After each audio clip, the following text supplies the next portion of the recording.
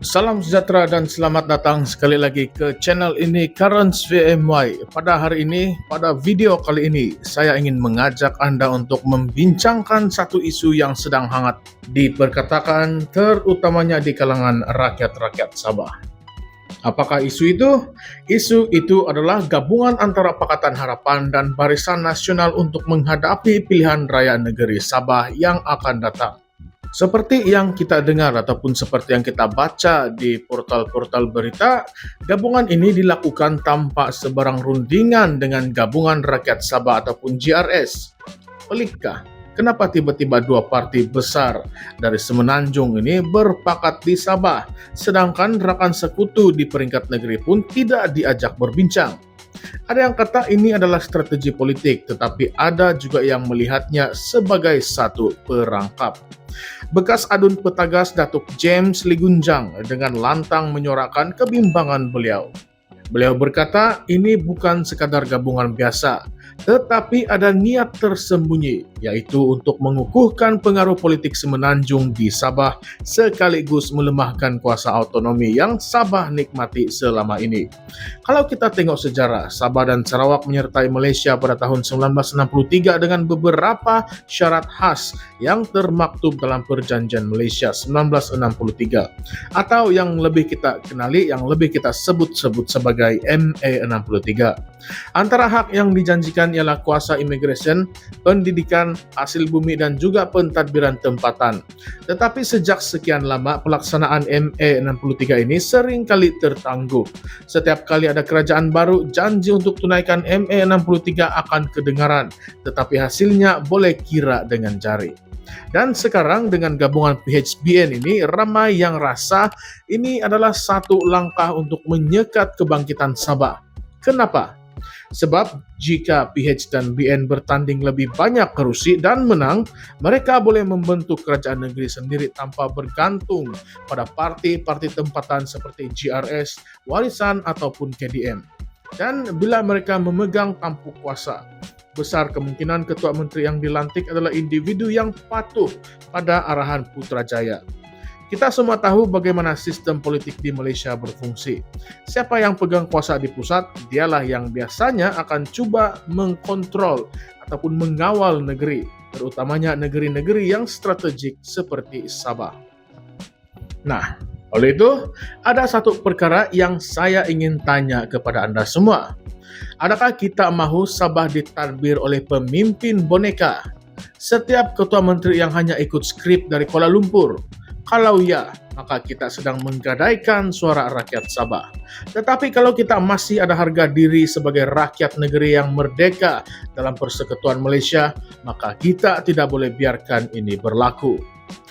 Satu lagi perkara yang membuatkan ramai pemerhati politik bimbang ialah kemungkinan besar gabungan ini akan menggugat identiti Sabah sendiri. Bukan dari segi budaya atau bahasa, tetapi dari segi struktur kuasa dan kebebasan untuk membuat keputusan sendiri. Kita lihat bagaimana Sarawak berjaya pertahankan identitinya. Mereka ada parti tempatan yang kuat. Mereka tubuhkan Petros, syarikat minyak milik negeri. Mereka juga berjaya peroleh hasil minyak lebih tinggi daripada Petronas berbanding sebelum ini. Bahkan mereka mempertahankan sistem pendidikan mereka dan cuba meletakkan semula kuasa agama dan undang-undang syariah di bawah negeri dan bukan di bawah kerajaan persekutuan sepenuhnya. Jadi persoalan besar yang timbul sekarang, mengapa Sabah tidak boleh menjadi seperti Sarawak? Apa yang sebenarnya menghalang kita? Mungkin jawabannya ialah kerana terlalu banyak campur tangan politik dari luar. Bila kita benarkan PH dan BN bertapak kuat di sini, kita sebenarnya membuka pintu kepada dominasi politik yang mungkin akan mengorbankan hak dan suara rakyat Sabah. Dan mari kita bincang atau mari kita fikir secara logik. Kalau benar gabungan ini ikhlas ingin membantu Sabah, kenapa mereka tidak berbincang dahulu dengan parti-parti tempatan seperti GRS atau Warisan atau KDM? Kenapa membuat keputusan seolah-olah Sabah ini tidak ada suara dan hanya menunggu arahan dari Semenanjung? Ini bukan caranya kalau mau bina kerjasama yang adil. Ini lebih kepada langkah taktikal untuk merebut kuasa. Dan malangnya rakyat Sabah mungkin akan menjadi mangsa dalam permainan politik ini. Kita juga tidak boleh lupa bagaimana sebelum ini PH pernah janji ingin menunaikan ME63 semasa era Tun Dr. Mahathir. Tetapi akhirnya hanya jawatan kuasa yang ditumbuhkan dan tindakan konkret sangatlah perlahan. Masa Muhyiddin Yassin jadi PM, ada sedikit kemajuan tetapi masih lagi belum cukup.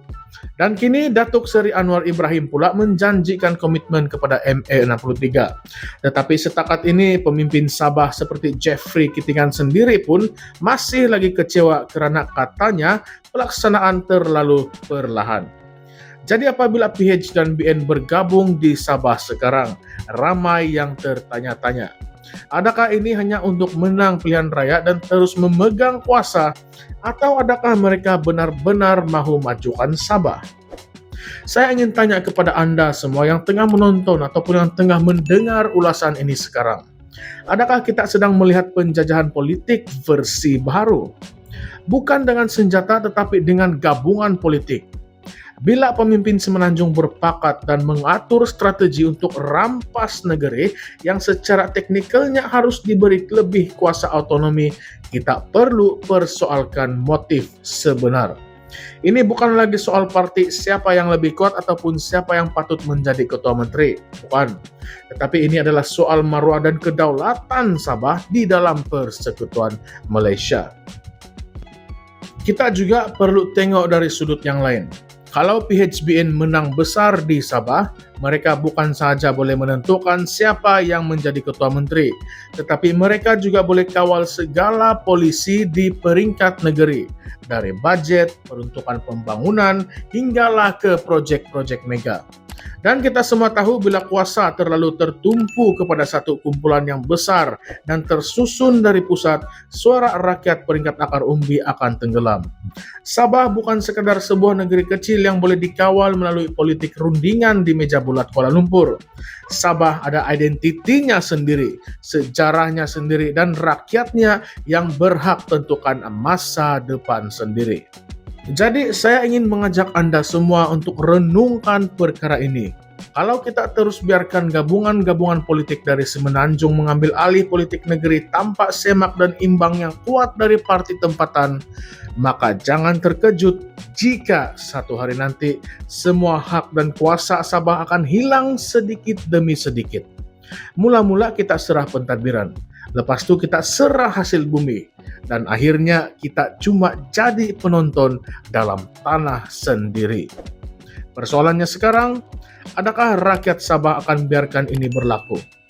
Atau adakah kita akan bangkit seperti Sarawak dan menuntut semula hak kita yang telah lama dijanjikan tetapi tidak ditunaikan? Saya tinggalkan persoalan ini untuk Anda jawab di ruangan komen.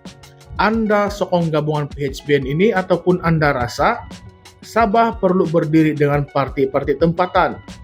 Dan kalau diberi pilihan, adakah Anda mahu seorang ketua menteri dari parti Semenanjung atau seorang pemimpin tempatan yang benar-benar memahami denyut nadi rakyat Sabah? Terima kasih karena telah menonton Currents VMY. Jangan lupa untuk like, share, dan subscribe channel ini kalau Anda suka dengan kupasan panas seperti ini. Kita akan terus bongkar isu-isu semasa, terutamanya yang berkaitan dengan hak dan masa depan Sabah.